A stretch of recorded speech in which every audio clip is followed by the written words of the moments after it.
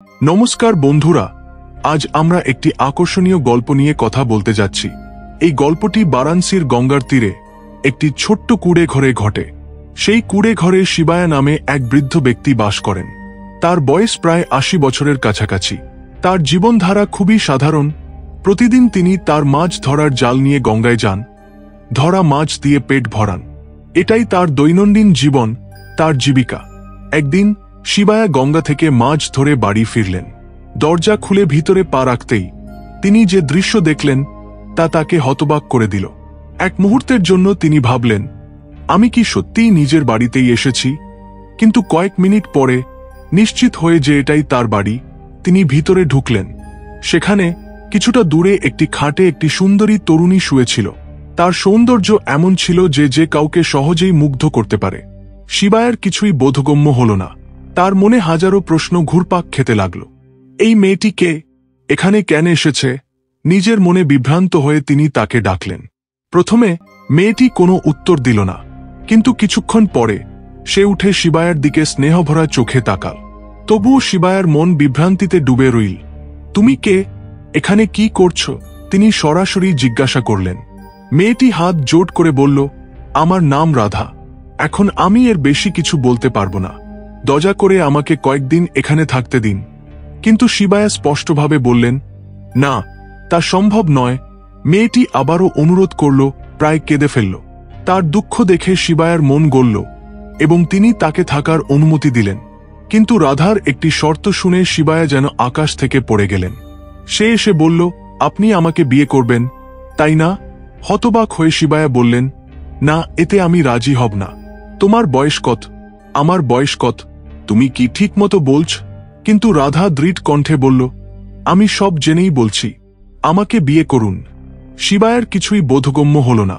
এই সুন্দরী তরুণী তাকে বিয়ে করতে চায় কেন? তার মনে লক্ষ লক্ষ প্রশ্ন ঘুরতে লাগল।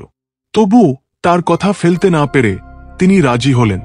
সেই বৃদ্ধ মৎস্যজীবী সেই সুন্দরী তরুণীর সঙ্গে সেই ছোট্ট কুঁড়ে ঘরে বিয়ে করে নতুন জীবন শুরু করলেন। সেই রাতে শিবায়া যতই চেষ্টা করলেন, ঘুম এল না। তার মন জুড়ে ছিল সেই প্রশ্নগুলো। এক মুহূর্তের জন্য মনে হল এসব কি একটা মায়া। কিন্তু পরদিন সকালে যখন সূর্যের প্রথম আলো জানালা দিয়ে এসে তার গায়ে পড়ল, তখন তিনি বুঝলেন এটা মায়া নয়, স্বপ্ন নয়, বাস্তব। যথারীতি সেদিনও শিবায়া তার জাল নিয়ে গঙ্গায় গেলেন। রাধা তাকে দেখে বলল, এখনই যাচ্ছেন? আজ নিশ্চয়ই ভালো কিছু হবে। শিবায়া কিছু না বলে কোনো ভাবান্তর ছাড়াই এগিয়ে গেলেন। সেদিন গঙ্গায় সারাদিন জাল ফেলেও একটি মাছও পেলেন না। শুধু তাই নয়, শিবায়ার মাছ ধরার প্রতি আগ্রহী যেন হারিয়ে গিয়েছিল। খালি জাল নিয়ে তিনি বাড়ি ফিরলেন। রাধা তাকে দেখে জিজ্ঞাসা করল, কোনো মাছ পেলেন? না, কিছুই পাইনি, শিবায়া উত্তর দিলেন। ঠিক আছে, কোনো সমস্যা নেই, সুখে দুঃখে আমরা একসঙ্গে থাকব, রাধা বলল। শিবায়া কিছু না বলে চুপ করে রইলেন। দুজনের মাঝে নীরবতা ছড়িয়ে পড়ল। পরদিন সকালে শিবায়া আবার জাল নিয়ে গঙ্গায় যাওয়ার জন্য তৈরি হলেন। আজ নিশ্চয়ই ভালো কিছু হবে, রাধা আবার বলল। কিন্তু শিবায়া তা গ্রাহ্য করলেন না। সেদিন সারাদিন জাল ফেলেও মাত্র একটি মাছ পেলেন। সেটি নিয়ে তিনি বাড়ি ফিরলেন। বাড়িতে রাধা তাকে দেখে বলল, রান্নার জন্য কিছু পেলেন? সামান্য দুঃখ নিয়ে জিজ্ঞাসা করল। আগেই তো বলেছি আমার কাছে কিছুই নেই, শিবায়া উত্তর দিলেন। ঠিক আছে, এই মাছটা দিন, বলে রাধা শিবায়ার হাত থেকে মাছটি নিয়ে তা টুকরো করে আগুনে ভাজল। সেই রাতে দুজনে সেই একটি মাছ ভাগ করে খেলেন এবং গল্পে মগ্ন হলেন। তখন শিবায়া আর নিজের কৌতূহল ধরে রাখতে না পেরে এতদিন ধরে মনে জমে থাকা প্রশ্নগুলো রাধাকে জিজ্ঞাসা করলেন। বলো রাধা, তুমি আসলে কে? এই বুড়োকে কেন বিয়ে করলে? তিনি আগ্রহ নিয়ে জিজ্ঞাসা করলেন। রাধা মৃদু হেসে বলল, এখন আমি এর বেশি কিছু বলতে পারবো না। শীঘ্রই সবকিছু তুমি জানতে পারবে। কিন্তু এই উত্তর শিবায়াকে সন্তুষ্ট করল না। পরদিন শিবায়া গঙ্গায় গিয়ে ফিরলেন। কিন্তু বাড়িতে পা রাখতেই কিছু একটা অদ্ভুত মনে হল। ভিতরে পুরো নীরবতা। রাধা, রাধা, তিনি ডাকলেন, কিন্তু কোনো উত্তর এল না। তখন তার দৃষ্টি ঘরের কোণে থাকা একটি পুরনো বাক্সের দিকে গেল। সেই বাক্সে শিবায়ার মায়ের গয়না ছিল, যা তিনি বড় যত্নে রাখতেন। সেগুলো কেবল গয়না ছিল না, তার মায়ের স্মৃতি ছিল। বাক্স খোলা দেখে শিবায়ার মনে সন্দেহ জাগল। তিনি দ্রুত গিয়ে বাক্স খুলে দেখলেন তার চোখ থেকে জল গড়িয়ে পড়ল, কারণ বাক্সে একটি গয়নাও ছিল না। ততক্ষণাৎ তিনি ছুটে গেলেন তার বন্ধু সোমায়ার কাছে। শিবায়ার কান্না দেখে সোমায়া জিজ্ঞাসা করলেন, কি হয়েছে শিবায়া, কেন কাঁদছ? শিবায়া সবকিছু বিস্তারিত বললেন।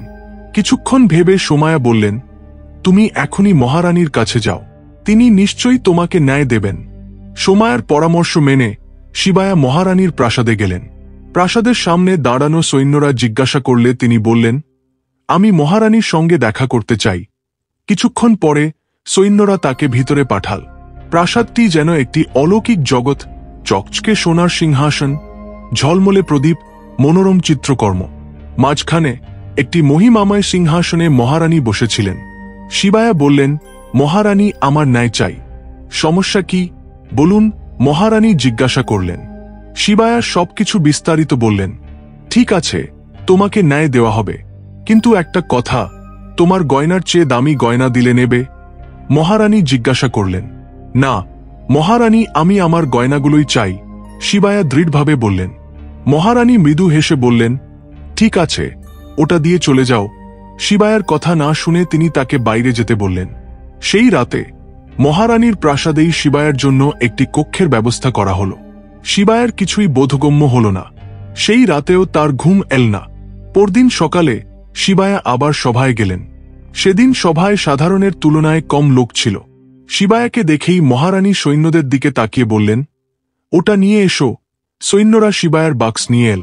নাও বলে মহারানী মল্লিকা বাক্সটি শিবায়ার হাতে দিলেন। শিবায়া বাক্স খুলে দেখলেন এবং অবাক হলেন। তার সমস্ত গয়না ঠিকঠাক ছিল। মহারানীর জয় হোক, আপনি এত তাড়াতাড়ি চোরকে ধরে ফেলেছেন। আপনার শাসন অসাধারণ, শিবায়া প্রশংসা করলেন। সবকিছু আছে তো? মহারানী জিজ্ঞাসা করলেন।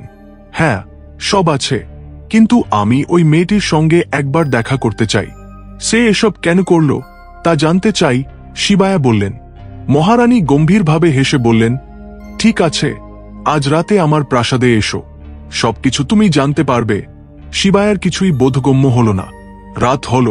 শিবায়া মহারানীর প্রাসাদে গেলেন। সেখানে মহারানী মুখ ঢেকে ঘুমটা পড়েছিলেন। তুমি কেন এসেছ? তিনি জিজ্ঞাসা করলেন। সত্য জানতে, শিবায়া উত্তর দিলেন।